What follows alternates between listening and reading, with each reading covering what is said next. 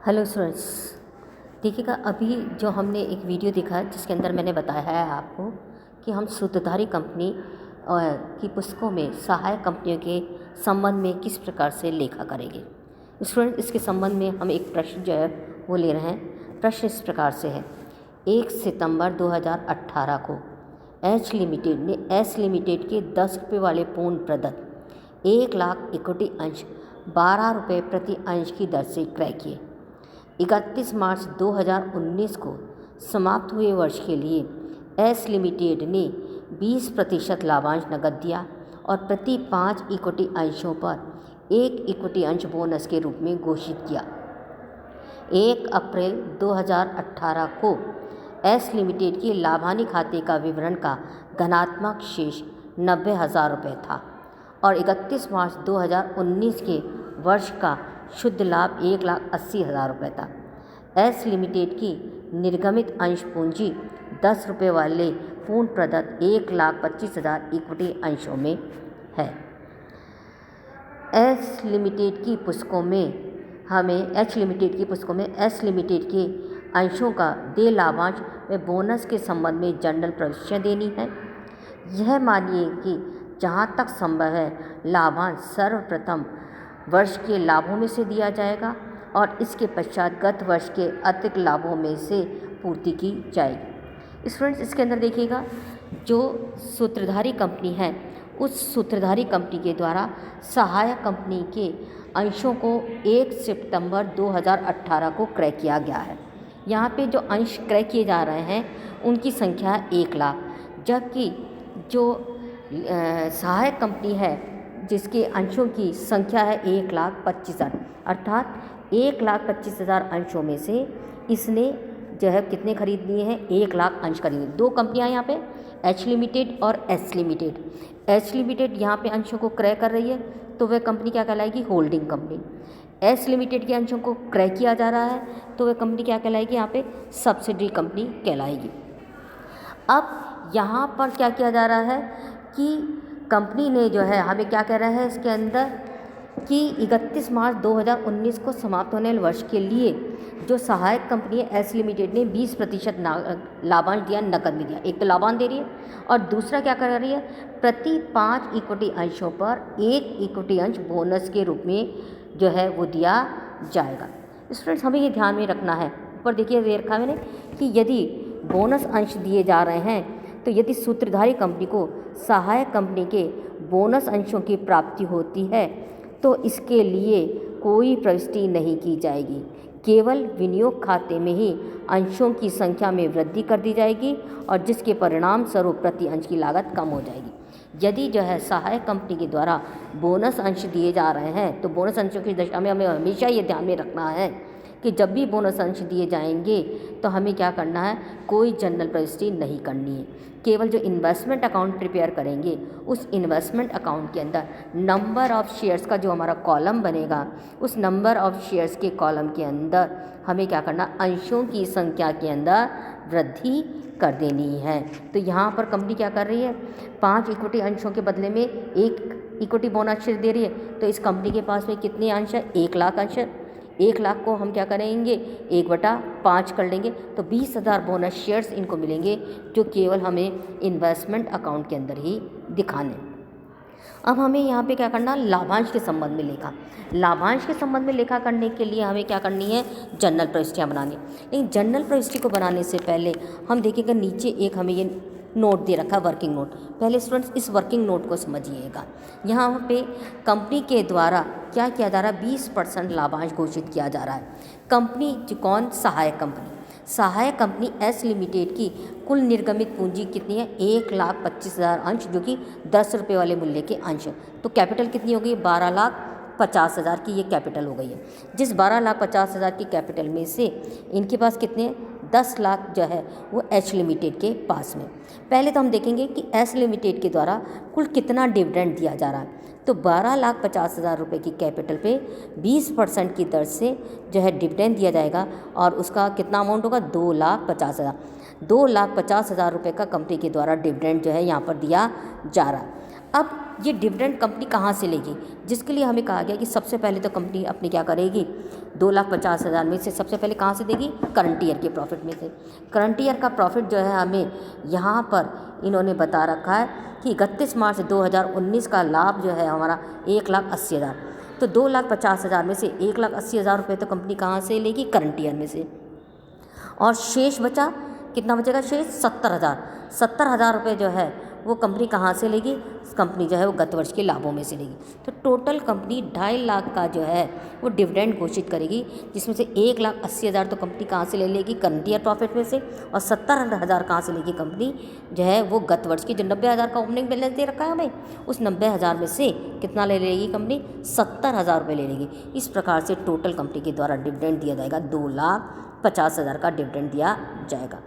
अब यहाँ पर कंपनी के द्वारा जो एच लिमिटेड है, होल्डिंग कंपनी है, उस होल्डिंग कंपनी ने चूँकि अंशों का अधिग्रहण 1 सितंबर को किया है, तो हम देखिएगा यहाँ पर जो पूरे वित्तीय वर्ष की अवधि है उसको अंश अधिग्रहण से पूर्व और अंश अधिग्रहण के बाद में बांटेंगे।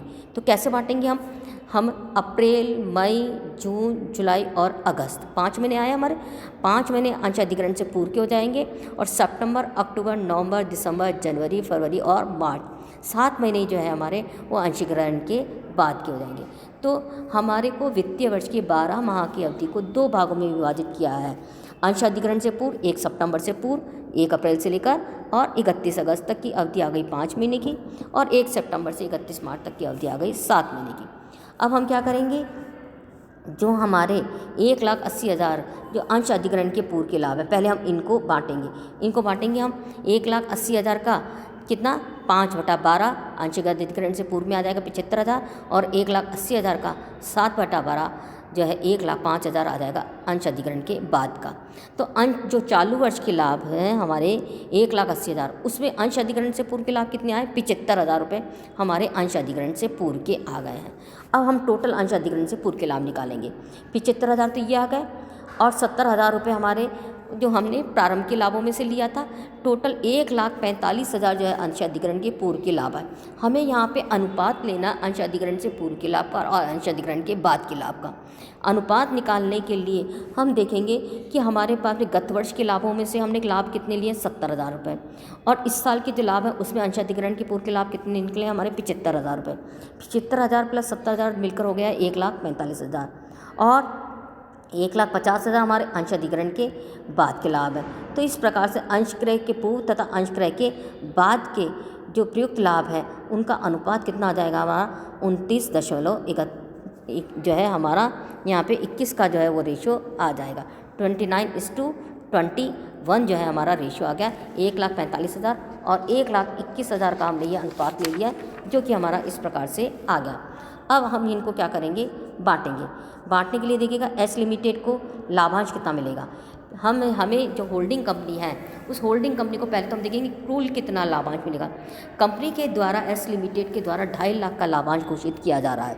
2.5 लाख में से एच लिमिटेड के पास में कितने परसेंट शेयर है, 80%।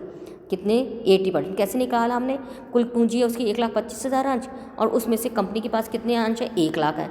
तो 1,25,000 अंश कितना हो गया हमारा, 80% हो गया 1 लाख।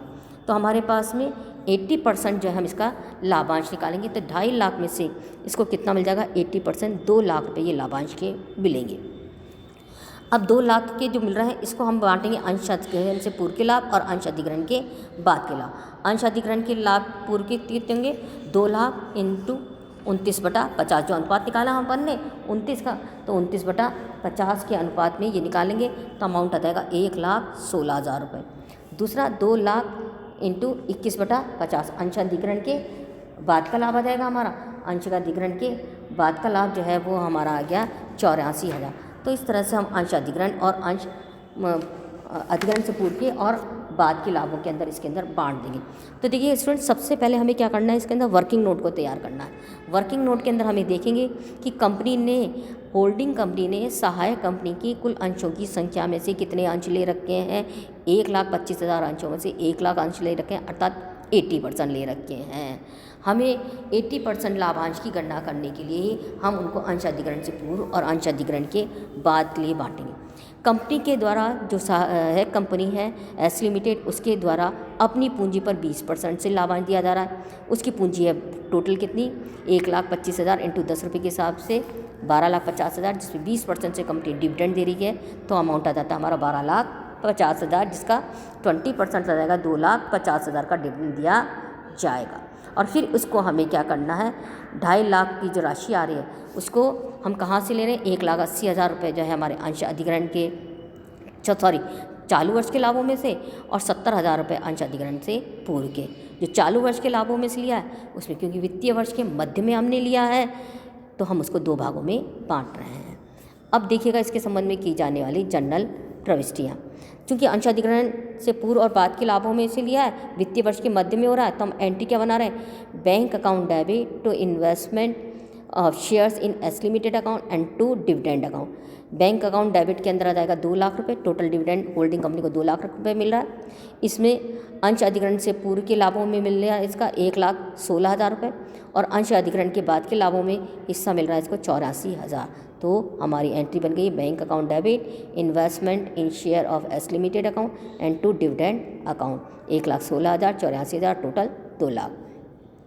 जो 84,000 है इसको हमें क्या करना है, P&L अकाउंट में ट्रांसफ़र कर देना। एंट्री बनाएंगे अपन dividend account debit to statement on profit and loss account जो है ये एंट्री बना दी जाएगी। अब इसके बाद में laser investment in share of S limited, क्या हम लेज़र बनाएंगे। लेज़र के अंदर देखिएगा हमारे क्या है, नंबर ऑफ़ शेयर्स और अमाउंट का कॉलम बनेगा। नंबर ऑफ़ शेयर्स और अमाउंट के कॉलम के आधार से हम इसके अंदर करेंगे। कंपनी के द्वारा जो है 1 सितंबर को अंश खरीदे जा रहे हैं, 1 लाख अंश खरीदे जा रहे हैं, 12 रुपये प्रति अंश की दर से खरीदे जा रहे हैं, तो अमाउंट आ जाएगा 12 लाख। 1 लाख अंश खरीदे जा रहे हैं, 12 रुपये प्रति दर से खरीदे जा रहे हैं 1 सितंबर 2018 को, तो 12 लाख रुपये आ जाएंगे।